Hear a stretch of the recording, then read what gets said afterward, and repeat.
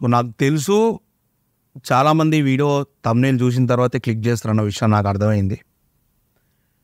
నేను ఇప్పుడు మాట్లాడే ప్రతి మాట కూడా కింగ్ చంద్రహాస్ ఏదైతే పోరాటం చేస్తున్నాడో, సో నేను ఇతర మనుషులకి, వేరే వాళ్ళకి, ఎవరి గురించి కూడా నేను మాట్లాడాలనుకోవట్లేదు.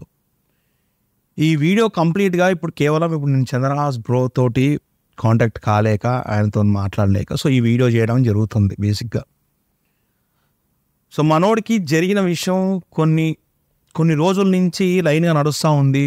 మనోడు క్రియేటర్లను అడిగిండు, సినిమా ఇండస్ట్రీ వారిని కూడా, మరి ఇది పద్ధతేనా, మరి జరిగింది నాకు జరిగిన అన్యాయం మరి కరెక్టేనా, ఏదో ఒక చిన్న జనాలే ఎంకరేజ్ చేసి ఇప్పుడు హనుమంతు లాంటి మనిషిని ఒక 2 లక్షల చిల్లర సబ్స్క్రైబర్లు జనాలే ఎంకరేజ్ చేసి మరి ఆయన్ని పెంచి పోషించారు. ఒకనొక చిన్న తప్పు జరిగినప్పుడు పలానా సెలబ్రిటీ రియాక్ట్ అవ్వంగానే మిగతా వాళ్ళందరూ వచ్చేసి డౌన్ అని చెప్పి మనోడిని, ఎవరైతే హనుమంతు ఉన్నాడో ఆయన్ని జైలు దాకా నూకపోయారు. మరి ఇప్పుడు చంద్రహాస్ బ్రోకి కూడా సేమ్ అసొంటి పొజిషనే ఉన్నది.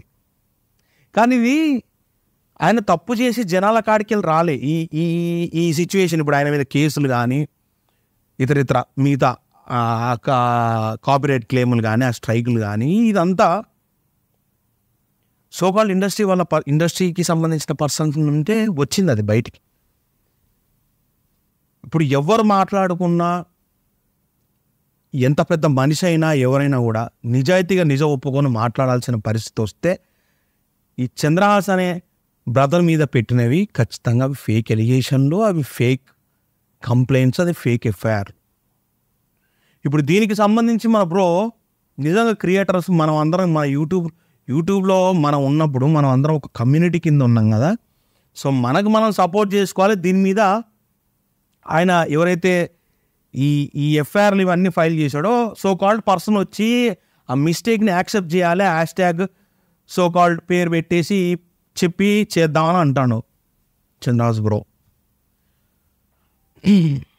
సో ఇది కాంటాక్స్ట్. ఇదంతా నేను నిన్న ఒక క్రియేటర్స్కి సంబంధించి చంద్రహాస్ బ్రో చేస్తే నేను ఆ వీడియో కూడా చూసిన క్లియర్గా మొత్తం. బ్రో నేను నీతో మాట్లాడుతున్నా క్లియర్గా చంద్రహాస్ బ్రో, ఒక విషయం క్లియర్ గుర్తుపెట్టుకో. నువ్వు ప్రొటెస్ట్ చేస్తున్నావు, నీకు జరిగే అన్యాయం కోసం నువ్వు ఫైట్ చేస్తాను, నీకు సపోర్ట్గా ఇంకా చాలామంది వస్తే ఇది జరిగింది తప్పు అని చాలామందికి బయట జనాలకు తెలుస్తుందని నువ్వు అనుకుంటాను.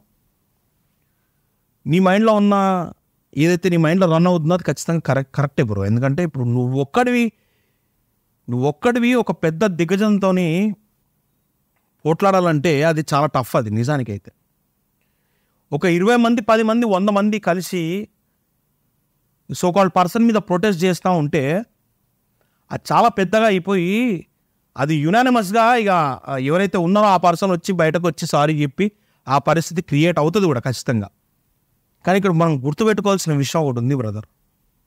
చంద్రహాస్ బ్రో, నేను నిజంగా నువ్వు ఉన్న సిచ్యువేషన్ గురించి ఆలోచిస్తుంటే ఆఫ్కోర్స్ ఇప్పుడు నిజం చెప్పాలంటే నేను రివ్యూలు కాదురా నాయనా, మీరు చేసే తప్పురా, ఒక ఫ్రైడే వదిలి అంటారా నేను మాట్లాడితే ఆ సో కాల్డ్ రివ్యూవర్ దగ్గర నుంచే, రివ్యూ చెప్పే యదవ దగ్గర నుంచే నేను 5,000 సబ్స్క్రైబర్లు ఉన్న నా ఛానల్కి స్ట్రైక్ పడ్డది. ఇది కూడా పాపమే, ఇది కూడా దరిద్రమే, ఇది కూడా అధర్మమే, ఇది కూడా చండాలమే. ఫైట్ చేస్తాం సినిమా గురించి మేము మాట్లాడి, ఇప్పుడు సినిమా లవర్గానే నేను మాట్లాడుతున్నా బ్రో, సినిమా వాళ్ళ తరపునే నేను మాట్లాడుతున్నాను అనుకో బ్రో. ఒక విషయం క్లియర్ బ్రో, ఏంటంటే వాళ్ళకి సంబంధించిన ఏదైనా కూడా ట్రోలింగ్ స్టేజ్కి కానీ రోస్టింగ్ స్టేజ్ కానీ వెళ్ళినప్పుడు వాళ్ళు సెల్ఫ్గా వాళ్ళు చాలా బాధపడతారు. ఇప్పుడు కరెక్ట్ చేసుకునే విధానం అని మనం అనొచ్చు, కానీ అది కరెక్ట్. కానీ చాలామంది రోస్ట్ చేసిన విధానం కానీ ట్రోల్ చేసిన విధానం కానీ అది ప్రాపర్ వేలో ఉందా అంటే అవతల ఫ్యామిలీ వాళ్ళు తీసుకునేటప్పుడు దాన్ని అంతే బ్రహ్మాండంగా తీసుకుంటారా, ఆ ఫ్యామిలీకి ఒక రెప్యుటేషన్ ఉంటుంది, ఇంకేదో ఉంటుంది, మరి అంత ప్రాపర్గా ఉంటుందా చెప్పినప్పుడు? పోను వాళ్ళు అధర్మాలు చేశారయ్యా, దరిద్రాలు చేశారు, చెయ్యకూడదు నికృష్టాలన్నీ చేసి యూట్యూబ్లో పడేసి సాగొడుతున్నారు, ఖచ్చితంగా మనం రోస్ట్ చేద్దాం అన్నట్టు ఏమైనా ఉన్నాయా? బట్ స్టిల్ చాలా ఛానల్స్ చేసినాయి, వాళ్ళ పరంగా వాళ్ళు స్ట్రైక్లు చేశారు, ఇవన్నీ చేశారు. ఇప్పుడు బ్రో నీకు మాత్రమే ఇలాంటి సిచ్యువేషన్స్ అన్నీ ఎందుకు జనరేట్ అవుతున్నాయి, ఎందుకు క్రియేట్ అవుతున్నాయి ఒకసారి ఆలోచించావా నువ్వు? వాళ్ళు బెదిరిస్తే నేను బెదిరిపోవాలా అని అంటాం. నిజంగా బ్రో ఖచ్చితంగా మన దేశంలో ఎవడు బెదిరిస్తే ఇంకోటి భయపడాల్సిన అవసరం బొచ్చు 1% కూడా లేదు. కానీ నువ్వు ఒక్కసారి నువ్వు ఎవాల్యుయేట్ చేసుకొని నువ్వు క్వశ్చన్ చేసుకో బ్రో. నీకు మళ్ళీ ఇంకా చాలామంది చాలా వీడియోలు చేసి వాళ్ళకి స్ట్రైకులు పడ్డప్పుడు వాళ్ళ పాయింట్ ఆఫ్ వ్యూ వాళ్ళు మాట్లాడుకొని అక్కడితో ఆపిర్రు. కానీ నీకు జరిగిన పరిస్థితి, నీ మీద పడ్డ ఎఫ్ఐఆర్ల గురించి వేరే ఏ మనిషి కూడా, ఏ క్రియేటర్ కూడా మాట్లాడదలుచుకోవట్లేడు. ఎందుకంటే నువ్వు అనుకున్నట్టే వాళ్ళకి ఒక అర్నింగ్ సోర్స్ దీని మీదే ఉంది, వాళ్ళకు బతుకుంది. ఈ కోట్ల చుట్టూ దీని చుట్టూ తిరిగే ఓపికలు వాళ్ళకుండవు. నీ వెనక వచ్చి నుంచొని ఆయనత వాళ్ళ మీద ఎఫ్ఐఆర్ కేసులు బుక్ అయితే మేమేడా చచ్చిపోతాం అన్న ఉచ్చగారే పొజిషన్ వాళ్ళకు ఉంది బ్రదర్. నేను చెప్తున్నాను, ప్రొటెస్ట్లకు పిలిచిన ఇది మనము ఖచ్చితంగా మనం అడ్రస్ చేసి దీన్ని చాలా దూరం తీసుకెళ్ళాలి, ట్వీట్లు కొట్టండి అని నువ్వు ఎన్ని చెప్పినా బ్రదర్ ఏ ఒక్కడు రాడు. మొన్న ఎవరు వచ్చారని చెప్పావు, ఈరోజు నేను మాట్లాడుతున్నా బ్రదర్. నేను మాట్లాడడానికి ఒకటే ఒక ఉద్దేశం ఏంటంటే నీకు జరిగింది అధర్మమే, అది ఒప్పుకుంటా. నేను కాదు, ఏ మనిషికైనా సరే నువ్వు మాట్లాడే విధానం బట్టి, నీకు జరుగుతున్న బాధ బట్టి, నీకేం జరిగిందో నువ్వు విత్ ప్రూఫ్స్ నువ్వు చూపించినప్పుడు జనాలకు అర్థం అవుతుంది బ్రదర్. ఎవరికైతే నువ్వు అడ్రస్ చేసి చెప్పగలుగుతున్నావు జనాలకి చెప్తున్నావు క్లియర్గా. నేను ఒకటే విషయం చెప్పదలుచుకున్నా బ్రదర్, నీకు ఎవ్వడి హెల్ప్ కూడా అక్కర్లేదు. నేను చెప్తున్నా హార్ట్ఫుల్గా. నాకు కూడా పలానా వాళ్ళు పెద్ద పెద్ద వాళ్ళే వచ్చి నాకు సపోర్ట్ చేసి నాకు జరిగిన స్ట్రైక్లు కూడా మీరు దృష్టిలో పెట్టుకొని సినిమాని చంపకుండా బతికించుకుంటే మీ వాల్యూ మీకు ఉంటుందని నేను మాట్లాడినా. కానీ ఎక్కడి నుంచి రెస్పాన్స్ రాదు. మనం పోరాడుతున్నామంటే ఒకరి బెనిఫిషియల్ కోసం మనం పోరాడుతున్నాం అన్న మాట కిందకే వస్తుంది. నీ ఫస్ట్ వీడియో చూశాను బ్రదర్, దాంట్లో క్లియర్గా నువ్వు కావాల్సిన ప్రూఫ్స్ అన్నీ నువ్వు చెప్పేసినావు. అక్కడ నువ్వు స్ట్రైట్ ఒక పాయింట్ మాట్లాడినావు. ఏంది, తిరుపతిలో జనసేన గెలిచింది, నేను పెద్ద పవర్ స్టార్ ఫ్యాన్ని, ఈ సోకాల్డ్ మాటలన్నీ మాట్లాడినా బ్రదర్. ఇది నేను చెప్పానా క్లియర్గా, జనాలు తీసుకునే పాయింట్ నేను చెప్పానా. నువ్వు ఏదైతే ప్రస్తావించి మాట్లాడినావో పవర్ స్టార్ పవన్ కళ్యాణ్ గారి గురించి, ఏదైతే నువ్వు ఆ వీడియో చివరిలో చెప్పినావో తిరుపతిలో ఉన్నా అని, అది జనాలకి ఎలా ప్రొవైడ్ అవుతుంది నేను చెప్పరా. పాజిటివ్గా తీసుకునే వాళ్ళు ఎంతమంది ఉంటారు నాకు తెలియదు బ్రదర్. నేను చెప్తున్నా, నీ కింద కమెంట్స్, నీ సబ్స్క్రైబర్స్, నిన్ను నమ్మే ఫాలోవర్స్ నీకు సపోర్ట్ చేసినప్పటికీ మిగతా క్యాండిడేట్స్ అందరు ఉంటారు, మిగతా జనాభా ఉంటారు. మిగతా జనాభా అందరు చూసే విధానం ఎట్లుంటుందంటే, అది ఒక గేమ్ ప్లే స్టార్ట్ చేసిండు చంద్రహాసు. సో అతనికి ఎవరి సపోర్టర్ ఉండట్లేదు అన్న భయంతోనే పవర్ స్టార్ పవన్ కళ్యాణ్ గారిని దీంట్లో లాగాలని చూస్తున్నారు. జనసేన పార్టీని అడ్డం పెడుతున్నారు, టీడీపీ గెలిచింది అంటున్నారు, ఇవన్నీ మాట్లాడుతున్నారు అనే ఉద్దేశం జనాలకు ప్రొవైడ్ అవుతుంది బ్రో. ఎందుకంటే జనాలే మనల్ని లేపుతారు వాళ్ళకి నచ్చినప్పుడు. వాళ్ళకి ఏ చిన్న ఇబ్బంది కలిగినా వాళ్ళే మనల్ని తొక్కుతారు.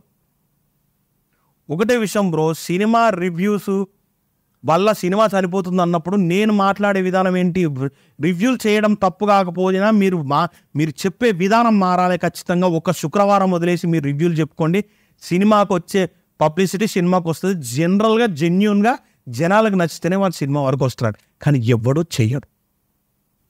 ఖచ్చితంగా ఎవడో ఒక శుక్రవారం వదిలేసి చెప్పంటారా అంటే ఎవడో చెప్పడు. వాడికి వ్యూవర్షిప్ రాదు కాబట్టి వాడు బతకాలి. అది కూడా ఆయన ఎవరైతే సినిమా తీస్తారో వాళ్ళ కంటెంట్ మీద బతకాలి. ఇవాళ మిస్టర్ బచ్చన్కి సంబంధించిన రవితేజ అన్న కూడా అదే మాట మాట్లాడుతుండు. ఎవడు భర్త వాడు రివ్యూలు చెప్పేస్తారు. ఏం తెలుసు అని రివ్యూలు చెప్తారు. ఒక షార్ట్ ఫిలిం తీసే నాలెడ్జ్ ఉంటుంది కానీ వాళ్ళు చెప్తారు. రాంపోతినేని కూడా మొన్న ఫంక్షన్లో చెప్పిండు, అరే మీకంటూ ఒక టేస్ట్ ఉంటుంది, వాడికి నచ్చిందా వీడికి నచ్చింది కాదు, మీకు నచ్చిందా లేదా మీరు చూసుకోండి. అధర్మంగా తప్పు చేస్తున్నారు అన్న విషయం కల్లారా కనపడినా కూడా ఏమీ చేయలేని పరిస్థితి భయ్యా. నేను ఒకటే విషయం చెప్పదలుచుకున్నా బ్రో, కింగ్ చంద్రరాజు బ్రో, నీ సైడు ఖచ్చితంగా ధర్మం ఉంది, అది నేను నమ్ముతున్నా. నీకు అన్యాయం జరిగింది, అధర్మం జరుగుతుంది అన్నప్పుడు నిజంగా చెప్తున్నా, నేను దేవుణ్ణి నమ్మే మనిషిని బ్రో. మరి నీకు ఆ నమ్మకాలు ఉన్నాయో నాకు తెలియదు. బట్ నేను నిజంగా చెప్తున్నా బ్రో, నువ్వు రాసి పెట్టుకొని నేను మాట్లాడుతున్నా ఇలా, దేవుడు అనేవాడు ఖచ్చితంగా ఉంటాడు. నీ సైడ్ నిజంగా న్యాయం ఉండి ధర్మం ఉంటే నువ్వు ఒక్కడు చాలు బ్రో. నీకు సంబంధించిన విషయాన్ని, నీకు సంబంధించిన సమస్యని నీకు నువ్వే ఫైట్ చేయి. నువ్వు ఎవరిని పిలవాల్సిన అవసరం లేదు, ఏ ఒక్కడిని చెయ్యమని నువ్వు రిక్వెస్ట్ చేయాల్సిన అవసరం అంతకన్నా లేదు. నీకు జరిగిన అన్యాయాన్ని, నీకు జరుగుతున్న పరిస్థితిని నువ్వు జనాలకు చెప్పు. ఎందుకంటే తెలుసుకోవాల్సింది వాళ్ళే బ్రో, జనాలే తెలుసుకోవాలి. ఇయాటికి కూడా మీ సినిమా రివ్యూలు మాట్లాడినా, ఏ విషయం గురించి మాట్లాడినా మీరు ఖచ్చితంగా వెళ్ళి చూసి, ఒక్కళ్ళు వెళ్ళి చూసి మీకు నచ్చితే ఫ్యామిలీని తీసుకొని వెళ్ళండి అని జనాలకే మెసేజ్ ఇస్తానని తప్ప, ఈ యదవల్ని ఎన్ని తిట్టినా, ఎన్ని మూర్ఖంగా మాట్లాడినా తిరిగి మనకే స్ట్రైక్ చేసి నిజాయితీగా మాట్లాడిన వాడిని కొడతారు తప్ప మంచి చెప్పేవాడిని ఎవరు వినరు, ఎవరు నమ్మడు కూడా. సో అది బ్రో, నా సైడ్ ఒకటే బ్రో. నువ్వు నాకేమనిపిస్తుంది అంటే, నువ్వు ఇలా అడుగుతుంటే ఇది అక్కర్లేదు అనిపిస్తుంది నాకు. ఎందుకంటే నువ్వు ఎక్కడ ఒక గేమ్ ప్లే చేస్తాడు, ఇంకేదో చేస్తాడు, ఇలాంటి చిల్లర మాటలు కూడా వినాల్సిన అవసరం నీకు లేదు బ్రో. ఎందుకంటే ఎవ్వరికి కాని సిచ్యువేషన్లన్నీ నీకు తిరిగి అవుతున్నాయి అంటే ఎక్కడో నీ గ్రోత్ స్టార్ట్ అయినట్టు. అది నువ్వు అర్థం చేసుకోవాలి బ్రదర్. నువ్వు క్రియేటర్స్ అందరు రావాలి కదిలా, నువ్వు ఒక ఇది మూమెంట్లా చేద్దాం అనుకుంటున్నావు, కానీ జనాలు మైండ్ సెట్ కానీ నువ్వు అనుకుంటున్న క్రియేటర్ల మైండ్ సెట్లు కానీ అట్లా లేవు. వాళ్ళు నీకు సంబంధించి ఒక టాపిక్ తీసి మాట్లాడమంటే మాట్లాడి అక్కడితో నరికి పడేసి వదిలేస్తారేమో. నీలాగా ప్రొటెస్ట్ చేసి ప్రతిరోజు 2 రోజులకోసారో 3 రోజులకోసారో దీనికి సంబంధించి వీడియో చేసి పెట్టమంటే ఎవడో అంత ఖాళీ తీసుకోడు. మన గురించి ఎవరికైనా జీరో ఇంట్రెస్టే ఉంటుంది, ఖచ్చితంగా చెప్తున్నాను నేను బ్రదర్. ఇది గుర్తుపెట్టుకో, నువ్వు ఎవరిని పిలవాల్సిన అవసరం లేదు. నీ వెనకాల ధర్మం నుంచొనుంది, ఖచ్చితంగా ధర్మమే గెలుస్తుంది. నీకు ఎలాంటి ఇబ్బంది ఆ దేవుడే రానియడు, నా మాట నమ్ము. ఇది వద్దు బ్రదర్, నీకు ఒక క్యారెక్టర్ ఉంటుంది, ఆ క్యారెక్టర్ నుంచో పెట్టుకో. నువ్వు ఏ ఒక్కడిని ప్లీజ్ చేయాల్సిన అవసరం లేదు. నీకు జరిగింది జనాల ముందు పెట్టు, నీకు జరుగుతుంది జనాల ముందు పెట్టు, నీతో ఏం జరుగుతుందో జనాల ముందు పెట్టు, అంతవరకే. కానీ ఇంకెవ్వరిని లాగాల్సిన అవసరం లేదు బ్రదర్. అండ్ ఒక్క విషయం అయితే గుర్తుపెట్టుకో బ్రదర్, నీ క్యారెక్టర్ నీకుంటుంది ఖచ్చితంగా. నువ్వు అది పోగొట్టుకొని వీన్ని అడుక్కోవాల్సిన అవసరం అయితే ఖచ్చితంగా లేదు. నీకు ఎవరి వల్ల అయితే అన్యాయం జరిగిందో అది కూడా దేవుడు చూస్తూనే ఉంటాడు. వాళ్ళకి ఇవ్వాల్సింది ఇచ్చే టైంలో ఖచ్చితంగా ఇస్తాడు దేవుడు. సో నా మాట నేను చెప్పింది కొంచెం శ్రద్ధ పెట్టి ఆలోచించు బ్రదర్, నీకు అర్థమైపోతుంది. సో ఎవడో వచ్చి సాయం చేస్తేనే మనం నుంచోగలుగుతాం. ఇదేదో పెద్ద ప్రొటెస్ట్ చేసేసి ఎవరినో ఏదో చేద్దాం అన్నంత అక్కర్లేదు బ్రదర్. ప్రతి దానికి ఈక్వల్ అండ్ ఆపోజిట్ రియాక్షన్ ఖచ్చితంగా అవుతుంది. కర్మ అనేది ఈ ప్రపంచంలో ఒకటి నడుస్తుంది అనేది ఖచ్చితంగా మర్చిపోవద్దు. ఎవరికి వచ్చేది వాళ్ళకి వస్తుంది ఖచ్చితంగా. నీకు జరిగే సాయం కూడా నీకు జరుగుతుంది 100%. నువ్వు నమ్మి నువ్వు అడిగే బ్రో. ఇప్పుడు నువ్వు ఇలా చేయడం వల్ల నీకు ధైర్యం చేకూడడం పక్కన పెట్టు, నీకు నువ్వు ఫైట్ చేయడం స్టార్ట్ చేసినా నీకు అంతకంటే కొండంత బలం ఇంకేది ఉండదు బ్రదర్. నేను చెప్తున్నా కదా. సో ఒకటే చెప్పదలుచుకుంటున్నా, నీకు జరిగిన సిచ్యువేషన్స్ అన్నీ నీకు ఒక పాజిటివ్ పవర్ కిందనే టర్న్ అవుట్ అవుతుంది. నువ్వు చాలా గ్రోత్ అవుతావు బ్రో. ఎందుకంటే పెరిగే ఓడికే ఇలాంటి దెబ్బలు అనేవి గట్టిగా తగులుతుంటాయి. నేను సెల్ఫ్గా చాలా ఎక్స్పీరియన్స్ అయినా. సో నీకు జరుగుతుందంటే నువ్వు ఎదిగే స్టేజ్ వచ్చినప్పుడు ఎవడు ఆపలేడు బ్రో దాన్ని. సో కొంచెం ఈ ప్రాసెస్ ఆపేసే బ్రదర్, నేను అదే అనుకుంటున్నాను, నేను అదే చెప్పదలుచుకుంటాను. ఎందుకంటే సమ్వేర్ నువ్వు ఒక టైం వచ్చిన తర్వాత అది బ్యాడ్ కింద కన్వర్ట్ అయిపోతూ ఉంటుంది. సో ఇది మనకు అనవసరం ఖచ్చితంగా. ఇప్పుడు ఈరోజు నేను చెప్తున్నా జరిగింది తప్పే అని. సో నాలాగా చాలామందికి అర్థమవుతుంది. వాళ్ళందరూ కనీసం జరిగిన తప్పుని ఇది తప్పేరా, నీకు సపోర్ట్ జరగాలి అని కోరుకుంటూ ఒక వీడియో చేసినా నీకు అది ఖచ్చితంగా ప్లస్ అవుతుంది బ్రదర్. ఇప్పుడు నేను చేసిన వీడియో ఈ 5,000 మంది సబ్స్క్రైబ్ చేసిన దాంట్లో నాకున్న సబ్స్క్రైబర్స్లో ఒక 1000 మంది చూడండి, ఓ 2,000 మంది చూడండి, వాళ్ళ వరకు కూడా ఇది జరుగుతుంది ఖచ్చితంగా. నీ తర్వాత నీ ఛానల్ కాడికి వచ్చి కూడా చూస్తారు స్టఫ్ ఏం జరిగింది అనేది. సో ప్రొటెస్ట్ చేయకపోయినా బ్రదర్, ప్రొటెస్ట్ చేయకపోయినా సరే నీకోసం నువ్వు పోరాడు, దేవుడు నీకు సాయంగా ఉంటాడు.